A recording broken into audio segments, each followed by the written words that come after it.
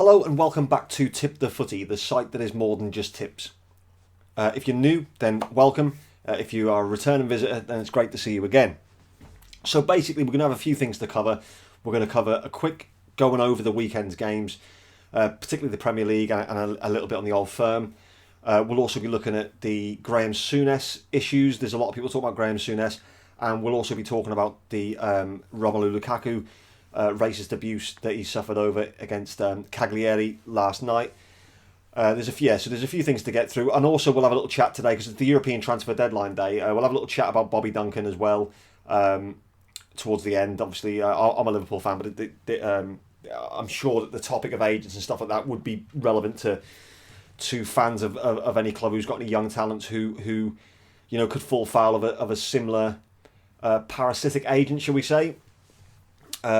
So what we'll do is we'll begin with just a quick roundup. I've got the results here. We'll go for a quick roundup and just have a little bit of a chat. Not so much in depth about each game, but just a little overview of what went on. I mean, obviously we started with Southampton, Man United. So that was the early kickoff of the weekend. Now, for Man United fans, there is a lot of reasons to be concerned. There is some positives to take from it. Very few.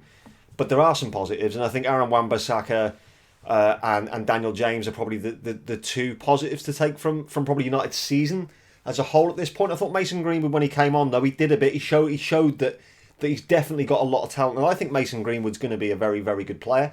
I think he's going to be a very, very good talent, even if it's just not maybe now, but definitely for the future. Now, a lot of Man United fans. Most of the Man United fans, to be fair, are a really knowledgeable group.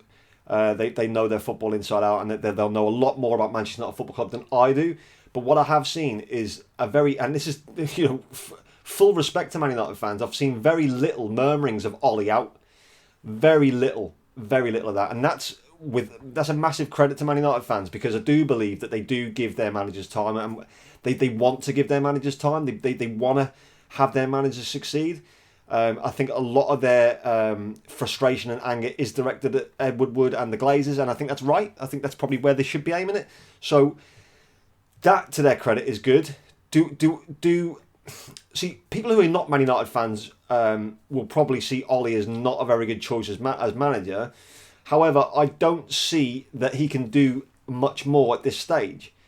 If you look at the tools he's been given and what he's been asked to do, I mean, you could argue that you could get a real top name in there and it might make them perform better. But is that squad top four? I don't believe that squad is of top four quality at this moment in time. I still think there were some areas that needed to be addressed in the transfer window and they failed to do that. And I think a lot of Man United fans are right to be annoyed by that. The fact that they're not having to go at Ollie and trying to call him out is very, very good. I feel, I say feel sorry, I wouldn't go as far as that, but I feel a little bit bad on Ollie Solskjaer because he's had not a lot of options. He has got choice over team selection. He's obviously got choice over training and things like that. But I think that there's a lot more going on behind the scenes that's probably problematic for Ollie to have to deal with. So the fact that I would be worried is that I watched Liverpool Southampton the week before, 2 weeks before. And Southampton looked a lot better against us than they did against Man United, truth be told. I mean, Man United created quite a few chances. The delivery from wide looks good, but they're missing, ironically, a Romelu Lukaku, someone who can just stick the ball in the back of the net. Now, people can say what they like about Romelu Lukaku. He scores goals regardless. He might have the first touch that is 15 yards in front of him or whatever, but when there's a ball in the box, he comes alive and he does score goals. He proved it with Everton, he proved it with West Brom, he's proved it with Anderlecht, he's proved it with Belgium. And he's now got 2-2 for Inter Milan. So the guy does score goals, and Chelsea, but maybe not so much there. But he does score goals, and they did fail to replace him in a way, because you look at Martial. If Rashford picks up an injury, then you're going to be relying on very young forwards, and maybe it wouldn't have hurt to have got someone in. Even if it wasn't someone who's a world beater, but someone who's a relatively proven Premier League finisher. The trouble, and Man United fans won't like this, the trouble is, when you get to a certain point where you haven't won the league for a certain period of time, you start to feel it, and Man United fans will never believe that it's going to take them 30 years like it has for us. But this is now 6 to 7. There is that chance that it could go on another season. It will definitely go on this season. There's no chance Man United will win the league this season. I don't believe they'll win it next season without extensive recruitment. So then it's 8. And then you're nearly at that decade. And then all of a sudden... And it can roll. It is. And having been there, I know exactly what it feels like. And it is torment. But it's obviously a big club problem. It's like a first world problem in terms of football. But Southampton aren't a bad side under Ralph Hasenhüttl. And not only that, they weren't as good as they played 2 weeks before against us. So for Man United to only come away with a point,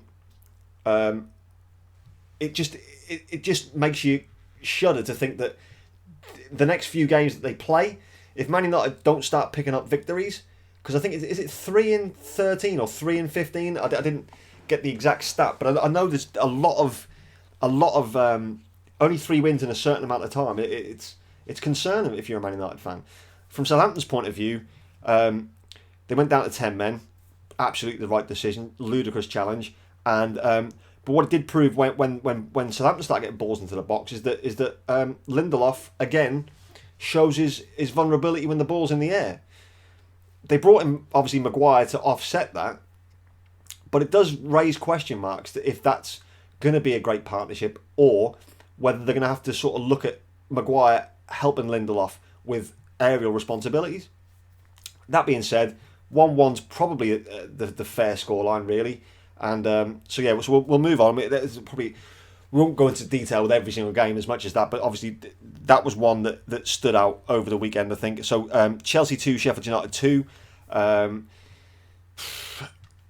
think Chelsea were a little bit unlucky not to finish that game, but 2-2 on balance, probably not really the correct score, but it's it can happen in this league, particularly with Lampard being very inexperienced in the role. It's a lot more pressure than his previous job, and the fact that they are having the transfer ban, so they have to have an over-reliance on youth, which will stand them in good stead. Them youth players will benefit so much from this season, but it's where the Chelsea fans... I mean, I think Chelsea fans are pretty happy with it in terms of the fact that they're playing the youth and they want to see what they can do. But I think long-term investment is going to be needed, and it will come from Roman Abramovich.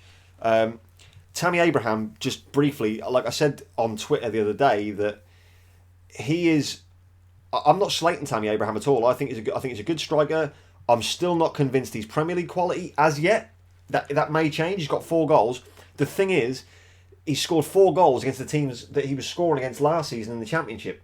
Because I think Championship is probably his level. Don't get me wrong, he's got bags of ability and loads of potential to prove me wrong. It's just that when he starts knocking 2 and 3s in against Premier League sides, then I think he's then at that level. But at the moment, the goals he has scored have come against newly promoted sides, which last season were Championship sides. So when he starts scoring goals against other sides that are of Premier League quality, or at least, I mean, obviously the 2 are Premier League quality, but as of the sort of the mainstays of the Premier League, so that the other 17 sides, when he starts scoring goals against them, then I think it's better place to judge him. I wouldn't go overboard with praise for what he's done thus far, although you can only play what's put in front of you. And I also wouldn't be too negative about his abilities either until we've seen him over the course of the season and what he can do. So into Crystal Palace Villa, obviously a big VAR discussion there. Palace won the game. Trezeguet got sent off.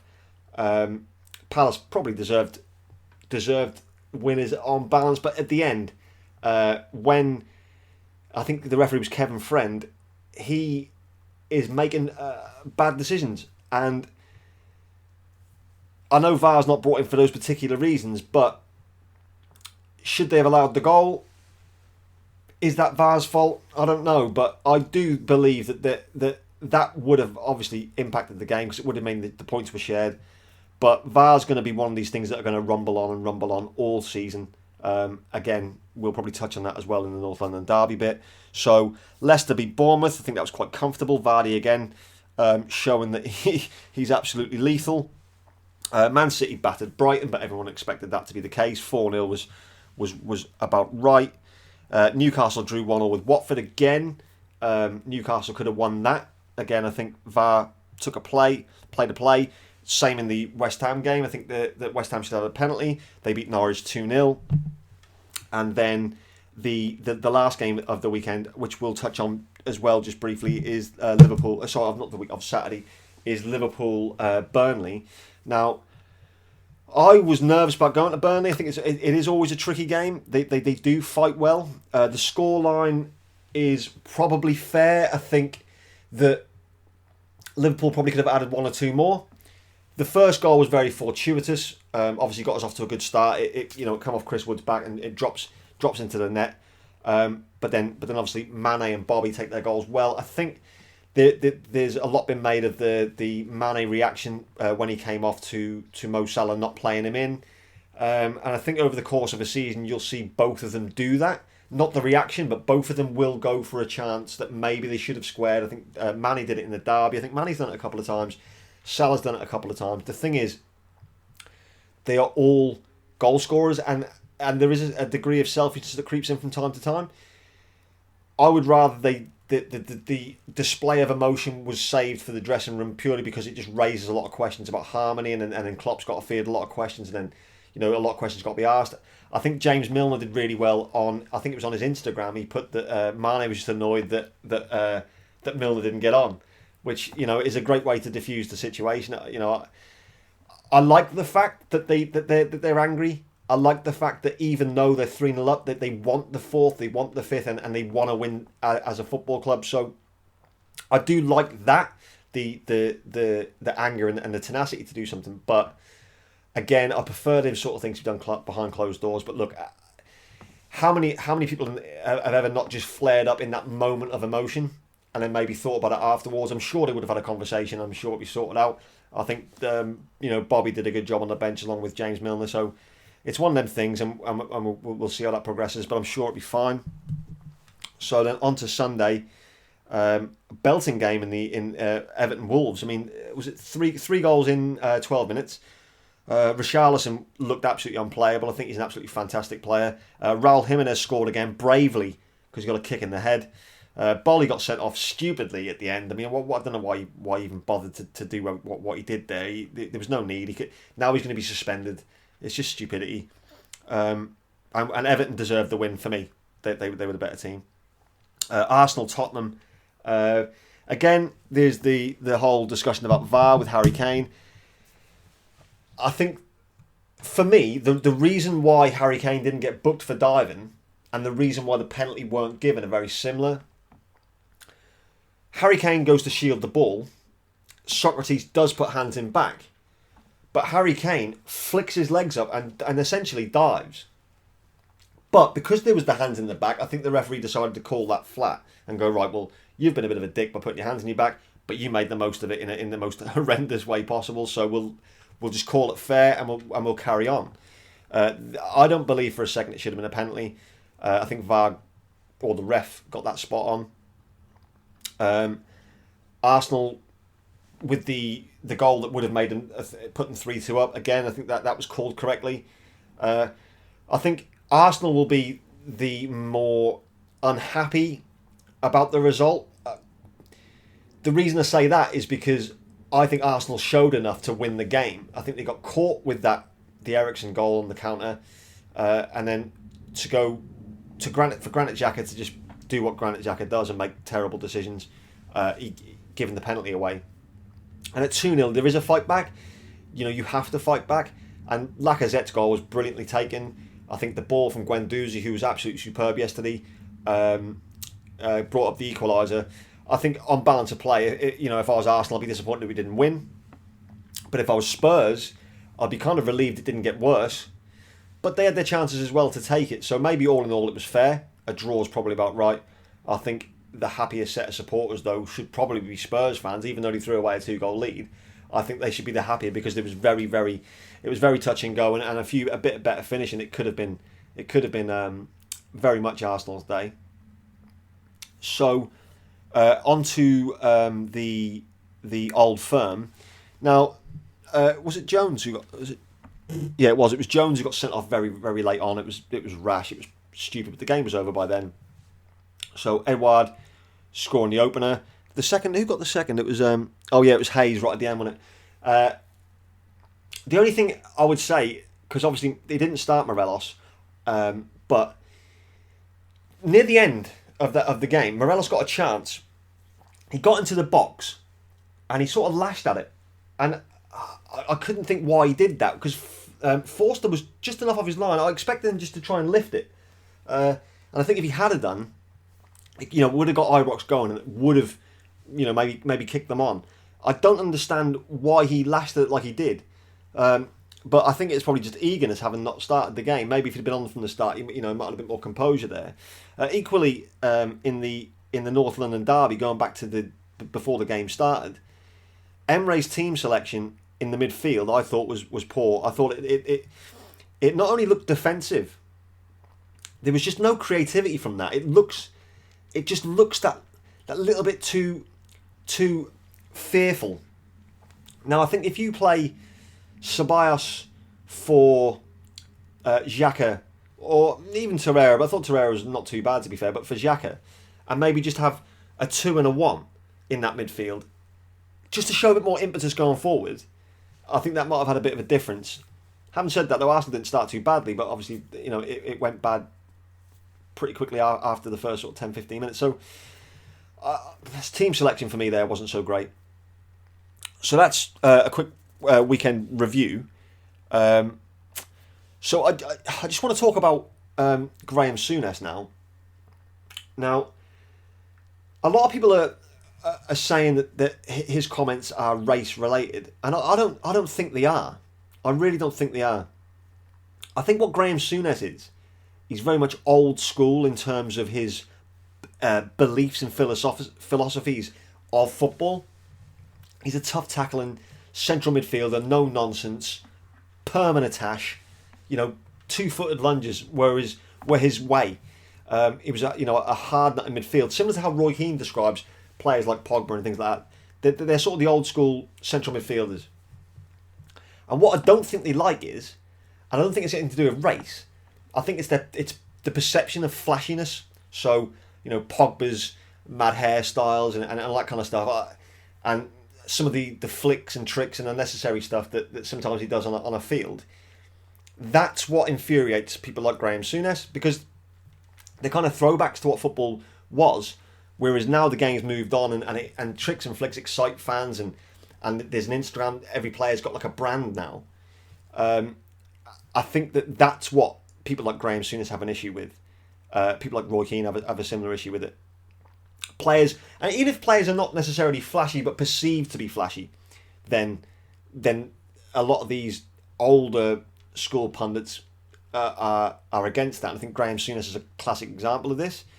I don't believe he's racist. I mean, he worked for years with John Barnes and various other black Liverpool players and at Rangers and things. I don't believe he's actually a racist. I think he's just very anti-flash football, if you like. So, because I've never seen him sort of go in on someone like N'Golo Kante,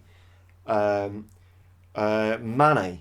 You don't really see it. I don't see him going after players of colour so much. I don't see him going after black players or going after any other race players.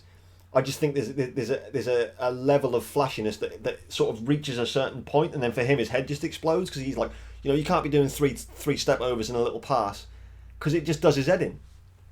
What I would say though about the Moise Kean situation is that I think he was completely wrong. He didn't look into any of the reasons why Moise Kean left Juventus, or the fact that why Juventus were willing to let him go. And so to make comments that there may be something in his character that are completely unsubstantiated and unfounded, then that's obviously an issue. Again, I don't think it was because of the colour of his skin, but I think he's very misinformed and didn't even attempt to sort of look into why that he'd gone. And if we do actually look at some of the circumstances surrounding Moise Kean, he was racially abused himself in the Italian league while playing for Juventus, and one of his own teammates didn't back him. Didn't show him all the support in the world, which he should have done, and didn't. Now, if you're Moise Kean and you feel unsupported by your teammates in the face of racial abuse, then why would you want to stay at Juventus? And why not join Everton or any Premier League side? Or any side? Why not? You would probably want to leave Italy. If you don't feel supported by your own fans, by your own club, or players within your club, you've got every right to want to move. Now, the fact that Juventus didn't fight tooth or nail to keep him, maybe there's a bigger issue surrounding race there, and not ridiculous comments Souness made about him. Maybe there's a bigger issue there, and if that's the case, then I thought what Everton did when they signed him, I think it was Marcel Brands, because I'm sure he gave Moise Keane's mum an Everton shirt. Now that's absolutely superb. It shows you're here, you're a player. We don't care about anything like that, and that's brilliant. I take my hat off to Everton there, like I do a lot of the times. Some of the work they do in community stuff and things like that. That they're a very, very good club. But back to Souness, I don't personally think Souness is racist. I hope I'm wrong with that. I hope I'm right with that. I hope he's not racist. I don't believe that he is. I just think that he's anti-Flash, or perception of being Flash. And then that obviously ties into the Romelu Lukaku situation, which again is an absolute disgrace. And Cagliari have done this on multiple occasions now. Now, this is not a dig at Italian football and their handling of racism, because it exists in English football as well, and I'm sure it exists around Europe and the world. There are some issues with it, though. The fact that in England, it seems to have been ramped up a lot more lately. We went through a period where it was very rarely mentioned. But I heard John Barnes speaking about something. I think it was after the Raheem Sterling incident at Chelsea. John Barnes was saying that the fact that we haven't heard about it for so long is that collectively as a society we may be doing a good job of hiding it, but the fact is it still exists. Now, I'm not one to argue with John Barnes, particularly on a race-related subject, because he's going to know far more about that than I am. And I tend to agree with him there. You don't hear about it as much, and it has become more prevalent now. But what we need to do is we need to separate true, hateful, actual racism to muppets on Twitter who think that by making a racist comment, it will give them that bang tweet that will get loads of retweets and stuff, regardless of hate or how anyone else feels about it. It just drives numbers, which is horrendous. So they may not be racist, but what they may be doing is putting more thoughts into the people who are borderline racist as it is. So we need to look at ways that we can that social media, in terms of this kind of stuff, needs to be monitored, and there needs to be a way of cutting it out of social media. How that is, I don't know, because I don't know how the intricate workings of social media is, but there needs to be something put in there to police that. The vast majority of football fans who see it tend to block and report, which is great. I don't think retweeting it ever helps. I just think that feeds the fire, and I think it should be blocked and reported. But then, so then you look at it from a society point of view. Are people becoming more inherently racist? And what's driving that? We've seen social media drive it, but we're seeing national newspapers, and one which I will not mention, and you'll all know who that is. That shitty rag. They won't be mentioned. But things like that, headlines, the way they phrase things is all geared around, whether it be subconsciously or consciously, triggering racial thoughts. And that is disgusting.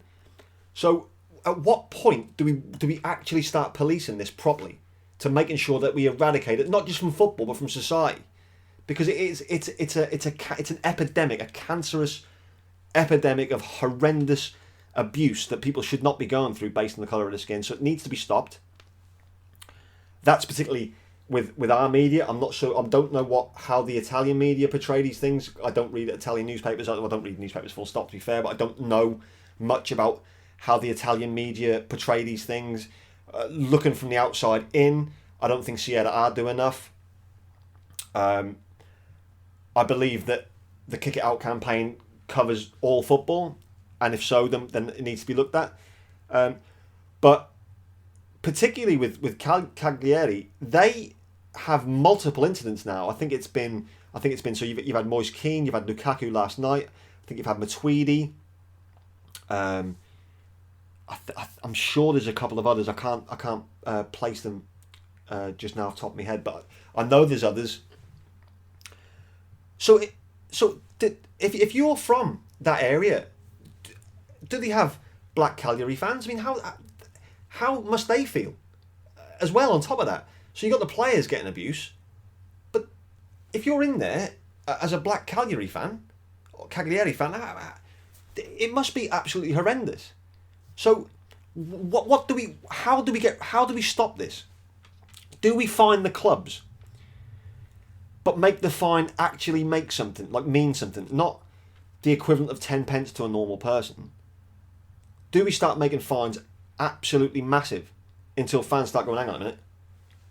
But then that only covers that just maybe stops them being openly racist to football matches. Probably doesn't change their mindsets and their ideologies. But to get it out of football, do we do that? Do we demote them? Do you stick them in Sierra B? Do you make them play behind closed doors for an entire season? Home and away, they can't have any travelling fans away, and they have no fans at home. Does that work? Will that work? It's definitely something we need to look at. But additionally, if their ideology remains the same, regardless of the way that their club's sanctioned, if they still believe that in their everyday life, that a black person's worth less than a white person, or a white person less than a black person, or anything like that, at what point does it become an educational issue? Do you need to set up something to educate, show, and promote equality amongst races? Because this is getting ridiculous. It is becoming worse than. I mean, I was only very young in the 80s, and I believe from stories that it was terrible then. So from memory, I mean, this has got to be at the point where it's the worst. I can never remember it, across football particularly.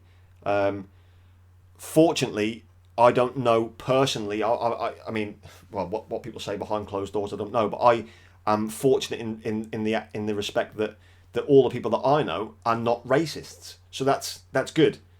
But I do believe it does exist up and down the country, up and down Europe, and everywhere. And there does need to be a proper discussion about this with people who are in positions to orchestrate change.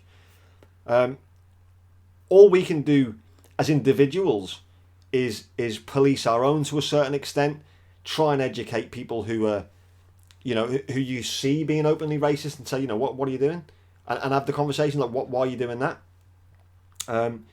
But it needs, something at the top needs to be changed to make that a much more widespread awareness, and actually try and sort out what's going on and try and work out how to prevent it. Can it be eradicated completely?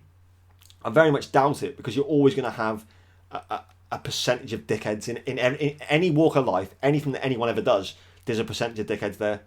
So there is that unfortunate nature of that. But if we can clamp it out as much as physically possible, because it is an absolute disgrace, and it does need to stop.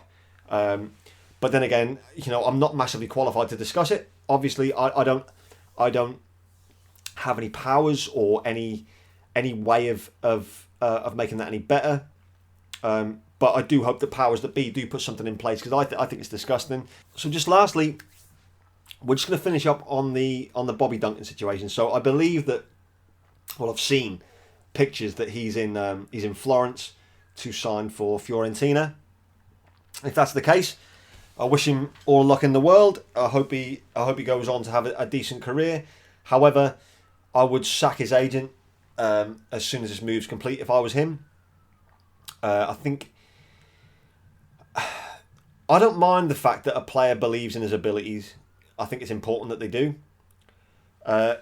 What I don't believe is I believe that there's an arrogance level here, and I don't know whether it's come from. I don't know whether it's been instilled from his agent, or he's just naturally arrogant to a certain extent. But either way, £2 million is a I think it's €2 million, so it's about 1.8 million pounds. Isn't a bad fee for us. That's a decent price. The one thing that it looks like from the agreement that I've seen, the one thing that looks telling in this is there's no buyback clause. There's a sell-on clause, so we would hope to make some more money at the back end of his Fiorentina career, but there's no buyback clause. So that suggests to me that he's burnt his bridges with Liverpool Football Club to the extreme, because I always think that when you let a young player go, it is always worth including the buyback clause, because you just don't know. Players do develop at different ages. Some develop really well from sort of 17 to 21. Some burn really brightly, then sort of peter out. Some take a while to build up. And, I think was he 18 years of age? This is going to be his third club now, in terms of from he forced his way out of Man City to then force his way out of Liverpool. That doesn't strike me as someone with the right attitude to be really successful in the game. May end up like a journeyman, but wish him well. I think he probably believes a bit too much in his own ability at the minute. Didn't knuckle down and listen to the Liverpool coaches try and force your way into the team, because he would have got Carabao Cup games. I'm convinced that if Klopp at the MK Dons would have probably taken Brewster and Duncan and maybe Ox, and maybe made it a bit like a front three in that respect, because he would want to make changes. But to throw your career potentially down the drain due to either A, a greedy agent, or B, a bit of arrogance. I'm not against a bit of arrogance. I mean, look at Cristiano Ronaldo. He's got bags of arrogance, but he's got the potential and he's got the things to back it up. Zlatan Ibrahimovic, massively arrogant, but he backs it up. Thierry Henry, on the field, massively arrogant guy. Cantona, massively, but off the field, Thierry Henry's an absolute legend, phenomenal. He's a legend on the pitch as well, to be fair, but sometimes you need that little bit of arrogance, that little extra sort of 5% to make you that better player. Whether it works out that way for Bobby Duncan, I don't know, but I'm not convinced it's going to. But good luck to the lad. He's made his decision. I think it's the wrong one for now. I think he should have stuck it out. An extra 12 months wouldn't have hurt. You could have gauged his game time over this season. If it wasn't enough, then obviously off you go. No hard feelings, and kept that door open with the football club. Now that door's closed, and I think it will close forever. So, a club that he supported as a boy, to then have no way back in, I think that's a shame, and I think you should have thought about that. But he's young. Who doesn't make mistakes when they're young? But anyway, we'll wrap that up there, because it's gone on for quite a while. How many minutes are we on, actually? Because it's gone, wow, over half an hour. Didn't expect that. What I'm trying to do as well today, I've not done the podcast side of things before. They've always been just YouTube videos. So what I'm looking to do is, I've got a podcast platform now, and I'm hoping to be able to put this on a podcast. So if you do want to listen to it on the move, or if you're interested in what I've got to say, then great. You should be able to do that. That might take a little bit longer for me to put up than the YouTube video, purely because I'm not sure how to do it. So I've got to learn how to do that as I go. But I'll try and get that out. And if you do want to hear a bit more, if you go over to our Twitter page and follow us on there, every time I release a video or a blog or a podcast subsequently from now, they'll be tweeted out, so you'd be able to see it. Not only that, if you do like this sort of content and you like our previous videos, go and check them out. Please give us a like on this video if you enjoyed it. Comment below any of your thoughts on any of the topics discussed, and click the subscribe button. If you hit the notification bell, every time we do release a video, you'll be the first to know about it, and you can have a look at that and see what you think. As always, it's been an absolute pleasure having you here, and I appreciate your visitors. We're up to 39 subscribers now, I believe, so that's great. And obviously, if we can keep improving that, superb. I think we're over 2,200 followers now on Twitter as well, so thank you very much for that. I hope you all have a great day. I know it's the International Week now, so everyone's a bit low, but it might be exciting, mightn't it, eh? So anyway, thanks very much. Take care. I've been Dante. You've been great. Ta-da.